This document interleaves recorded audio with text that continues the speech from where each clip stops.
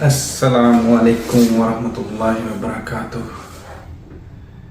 आज ही हम कर रहे हैं पाकिस्तान के गुमनाम हीरो पे बात, मिस्टर कमर जावेद बाजवा साहब का आर्मी चीफ ऑफ पाकिस्तान। आपकी नज़रों में वो पता नहीं क्या होंगे या आप किस एंगल से उनको देखते होंगे। मेरी नज़रों में वो बहुत मोहतरम है, बहुत बहुत ज़्यादा मोहतरम। इसलिए नहीं कि उन्होंने कोई अच्छे काम किए हैं, नीयतन अच्छे काम किए, इरादतन अच्छे काम किए, इसलिए कि वो ना चाहते हुए भी कुछ कामों में हम पाकिस्तानियों का बहुत ज़्यादा भला कर गए हैं। क्योंकि इंसान सोचता है वो सबसे ज़्यादा ताकतवर, सोचने वाला, समझ कर चलने वाला, मगर सबसे बेहतरीन क्या, वल्लाहु खैरुल माकिरीन, अल्लाह सबसे ज़्यादा बेहतरीन मंसूबे बनाता है, सोचता है और प्लान करता है। अब आपकी नज़रों में पता नहीं जनरल बाजवा ने क्या किया या क्या नहीं किया। जिस एंगल से मैं देखता हूँ उस एंगल से मुझे लगता है कि जनरल बाजवा ने जो काम किए हैं वो जब से पाकिस्तान बना किसी ने नहीं किए। मैं एक एक करके आपको बनाता हूँ, यकीन करता हूँ कि आखिर पे आप उन चीज़ों से इत्तेफाक करेंगे। इसको पाकिस्तान का मैं इसलिए हीरो समझता हूँ कि पिछले जब से पाकिस्तान बना है, अमेरिका और उसके पालतू जो छुप छुप कर रहे थे, सबको उसने ऐसा जो है ना पर्दा, उनका जो छुप के हमसे कर रहे थे, वो पर्दा ऐसा फाश किया कि सब कुछ हमारी आंखों के सामने ही हो गया। तो इस एंगल में आप उसको क्या देखेंगे, मैं आपको सारे बताता हूँ। सियासत के नाम पे ज़मीर फरोशी करने वाले सियासतदान, वो जो पिछले 35 सालों से नून लीग और पीपल पार्टी में ना, और इससे पहले इनके बड़े जो किसी न किसी सूरत में हर हुकूमत में, हर पार्टी की हुकूमत में गवर्नमेंट में होते थे और गवर्नमेंट में होकर आला वजारतें पाते थे, और हम लोग समझते थे कि ये मुहिब वतन है। ये जनरल बाजवा की बदौलत ही हुआ कि उन सब की जो गंदी सियासत थी, हड्डी वाली सियासत थी, मफाद परस्ती की सियासत थी, उससे पर्दा उठाया गया। जिसकी मिसाल राजा रियाज और बहुत से फसली बटेरे, जिनमें अलीम खान, ऊन चौधरी, इसलिए नहीं कि पीटीआई को छोड़ गए, इसलिए या वो खुसरा बख्तियार जो साउथ पंजाब से, और बहुत सारे पीटीआई साहब जो कभी नून लीग में, कभी पीपल्स पार्टी में, कभी पीटीआई में, वो किस पार्टी में होते थे, इस बात का फैसला कौन करते थे? अमेरिका और उसके फॉलोअर्स, किंग मेकर्स। उन लोगों की पार्टियां बदलने से लेके हुकूमतों में हिस्सा रहने तक, वजारतों के मजे लूटने तक, अब लोग उनको वोट भी नहीं देते। तो उन लोगों का चेहरा आपके सामने किसने यहाँ किया? वो किसकी बदौलत हुआ? मिस्टर जनरल कमर जावेद बाजवा की बदौलत हुआ। अब इसके अलावा और सब में आपको बता देता हूं, वो लोग जिनको पाकिस्तान का बच्चा बच्चा अपना फख्र समझता था और समझता है, इनमें छुपे बदकिरदार लोगों को नंगा करने वाला कौन? मिस्टर कमर जावेद बाजवा, जिनमें वो बजाते खुद एक था, वो मोहरा था। क्योंकि फौज तक बहुत अच्छा अदारा है, पाकिस्तान का मुहाफ़िज़ भी है। बहुत से, शायद ये हकीकत है कि अगर फौज ना होती तो बहुत सी मुश्किलें और ज़्यादा होती, मगर ये बात भी हकीकत है कि फौज में छुपे बदकिरदार लोग पाकिस्तान का बेड़ा गर्क करने पर लगे हुए हैं। इसके अलावा एक और सामने आपके सामने, 2 पार्टी सिस्टम में इमरान खान को दखल करके हीरो बनाने वाला कौन था? आपको क्या लगता है कि पाकिस्तान में इलेक्शन की बदौलत वज़ीर आज़म बनता है?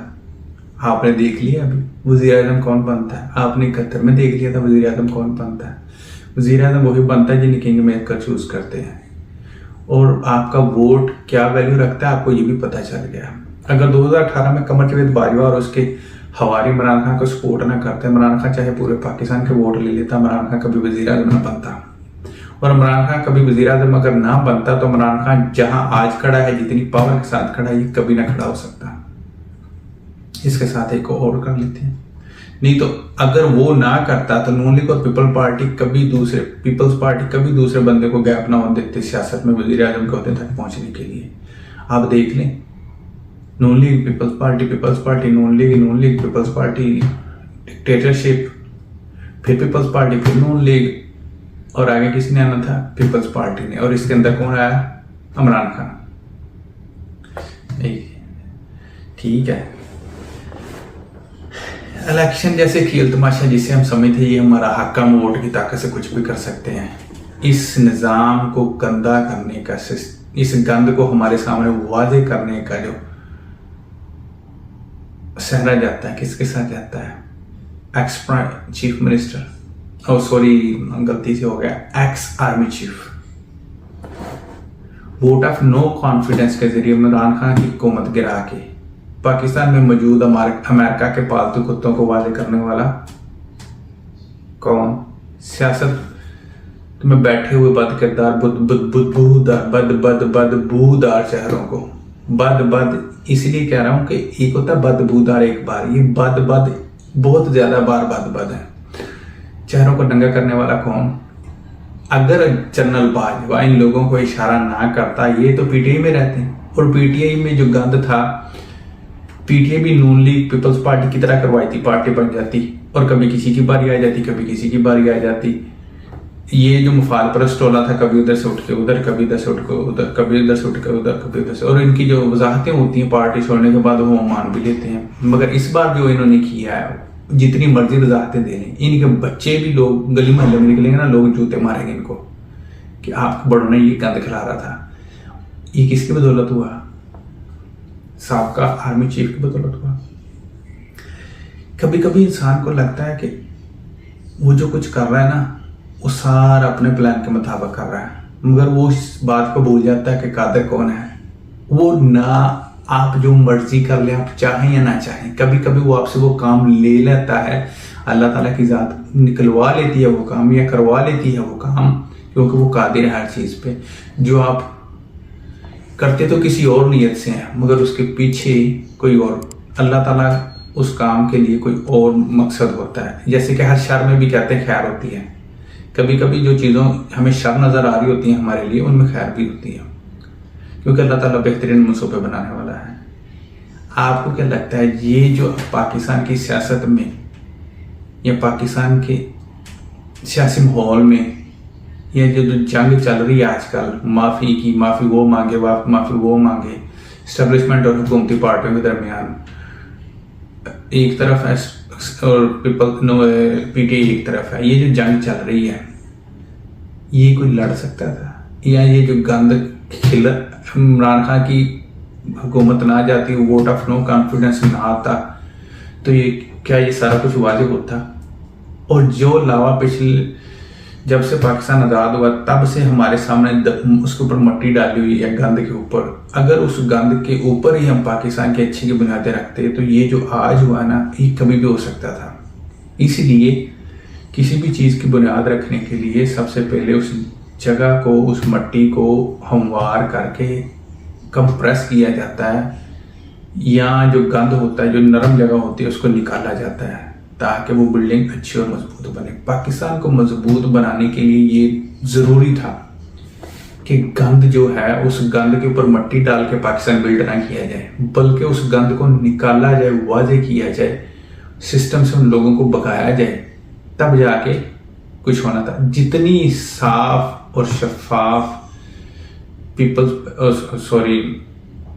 اس امیج اب ہمارے سامنے ہے پاکستان میں ہونے والے کاموں کی، جنہیں ہم جانتے تک بھی نہیں تھے، ہمارے خواب و خیال میں بھی نہیں تھا کہ پاکستان میں ایسا ہوتا ہے. یہ امیج کبھی کسی نے ہمارے لیے چھوڑی یا کبھی کسی نے ہمیں بتایا؟ وہ نون لیگ والے آتے تھے، نامعلوم لوگ، ان لوگوں نے ایسا کیا، انہوں نے ایسا کیا، پاورفل لوگوں نے ایسا کیا، مقتدر حلقوں نے ایسا کیا، کبھی کوئی اوپنلی نہیں کہتا تھا. اب جو ہو رہا ہے نا، سرے عام لوگ گلیوں بازاروں کوچوں میں کھڑے ہو کے ان باتوں کو ڈسکس کر رہے ہیں. اور اب تو مین سٹریم میڈیا پہ ایک نہیں، آسمہ شرادی جیسے، جو آسمہ جس لائر تھی جو وفات پا گئی ہیں، اس آسمہ شرادی تھی شاید ان کا نام میرے خیال سے، ان کے جیسے ہزاروں لوگ اب ہر میڈیا پہ کھڑے ہو کے ان پہ بات کر رہے ہیں، ڈکٹیٹرشپ پہ. یہ جو ون مین پاور ہے، ون مین شو ہے، اس کے خلاف بات کر رہے ہیں. یہ کبھی کبھی ہمیں ایسا لگتا ہے کہ عمران خان کی حکومت گئی ہے اور نقصان ہوا ملک کا. مجھے لگتا ہے کہ ملک کا نقصان تھوڑا ہوا، فائدہ زیادہ ہوا. باجوہ ایک وہ مہرا تھا، جنرل باجوہ، جس نے اپنی طرف سے پاکستان کا فائدہ نہیں کیا، مگر اللہ تعالیٰ نے اس سے بہت سے ایسے کام نکلوائے ہیں، اگر وہ نہ ہوتا تو نہ ہو پاتے. کیونکہ کبھی کبھی انسان جلد بازی میں یا خود کو جب پاورفل سمجھ لیتا ہے یا اپنے آپ کو طاقتور سمجھ لیتا ہے تو ایسی غلطیاں کرتا ہے جو اس کے کیے ہوئے فیصلے اسی کے خلاف جاتے ہیں. میرے خیال میں جنرل باجوہ نے نہ چاہتے ہوئے بہت سے ایسے اچھے کام کر گیا جاتے جاتے اپنی آخری ایام میں، خصوصی طور پہ عمران خان کی حکومت گرا کے. چاہے وہ حکومت میں رہتا تو اتنا پاکستان کے لیے مفید نہیں تھا جتنا اب ہو گیا. اب اگر عمران خان آئے گا تو وہ ایک الگ عمران خان ہوگا. میں تو جنرل باجوہ کو کسی اور اینگل سے دیکھتا ہوں، آپ کسی اور اینگل سے دیکھتے ہوں گے. اب کسی دن اسی ویڈیو کا دوسرا حصہ میں، کیونکہ ویڈیو لمبی ہو جاتی ہے، اسی ویڈیو کے دوسرے حصے میں بتاؤں گا کہ عمران خان کیا تھا اور کیا ہے. السلام علیکم.